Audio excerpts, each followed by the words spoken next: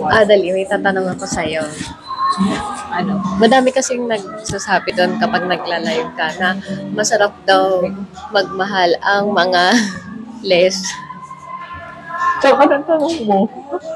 Anong masasabi mo doon? Di ba kapag halimbawa nagla-live kayo, mga sheeps, may bigla na lang susulpot doon.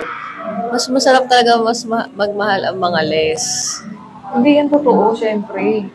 Ang lagi namin sinasagot, di lahat ng les. Ang tsaka ng tanong mo, charing.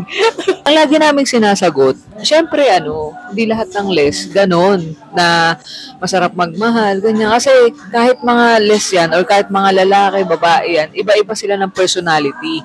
Iba-iba sila ng love language, iba-iba sila kung paano mag-handle ng relationship.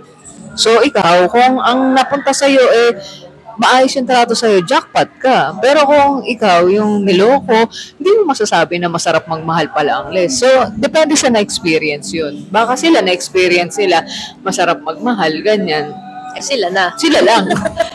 Sila lang. Huwag sila mandamay ng iba. Charing. Hindi. Yung iba, hindi maganda experience, di ba, para sa akin. Wala kasi yan sa Sa gender. Siguro sinasabi nila mas nagkakaintindihan kasi pareho daw babae, ganyan. Oo, meron talaga. May factor. Pero kung sasabihin ko na pag-handle ng relationship, may mga difference pa din. Para sa akin lang. At saka kung sinasabi nila na masarap magmahal yung les, edi sana lahat na lang ng mga babae ang karelasyon les. Di ba? Oo. Unfair naman dun sa mga huwarang ama. Huwarang Becky, charing. Diba? Huwarang trans, di ba? So, alam mo, ako naniniwala ako na wala sa gender yung kung paano ka mag-handle ng relationship, kung paano ka magmahal, ganyan.